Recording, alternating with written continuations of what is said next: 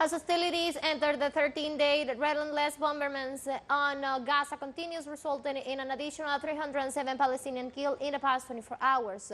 This brings the cumulative fatality toll in the Gaza Strip to 3,785, including at least 1,524 children, according to the Ministry of Health in Gaza.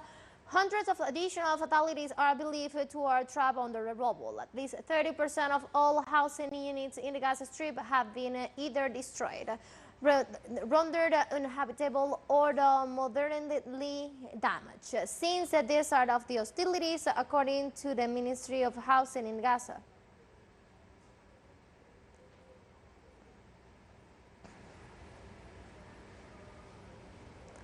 The Rafah crossing point is still closed, but people are still hoping to get into Gaza to flee the conflict and return home.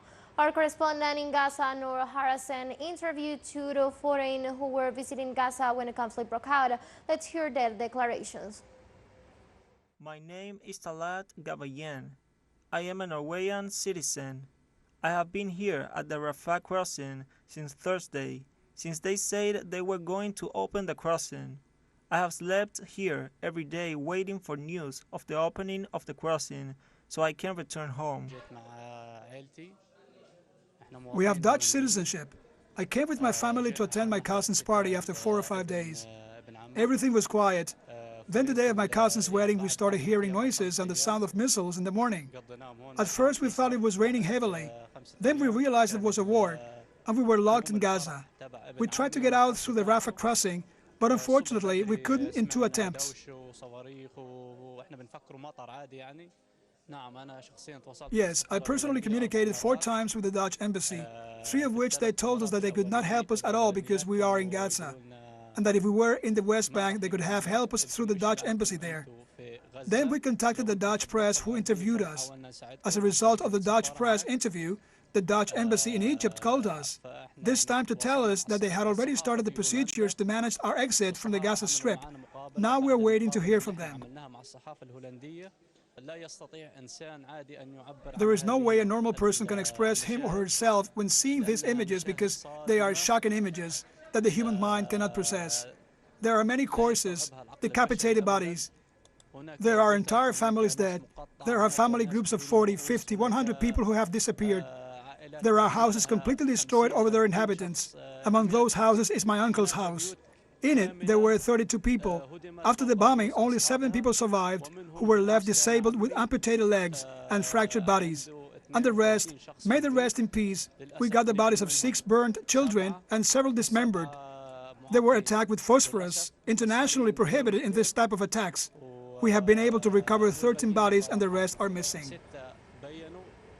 The Israeli side continues for the 14th consecutive day. On Friday, the Palestinian people mobilized to demand an end to the Israeli side, whose attack have claimed the life of more than 4,200 Palestinians and wounded more than 13,400.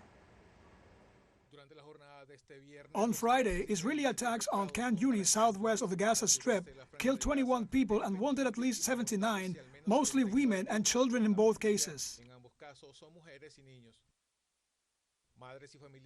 Mothers and relatives of the victims of the Israeli attacks continue with the search and recovery of bodies, while other groups of people seek to bury their loved ones who were killed in the massacres in Gaza.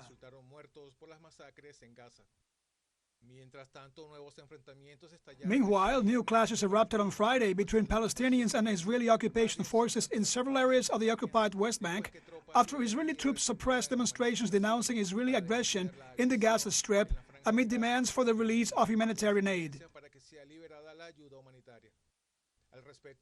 In this regard, UN Secretary General Antonio Guterres called for speeding up the transfer of humanitarian aid from Rafah to the Gaza Strip and called for an unconditional humanitarian ceasefire to ensure that aid reaches Gaza.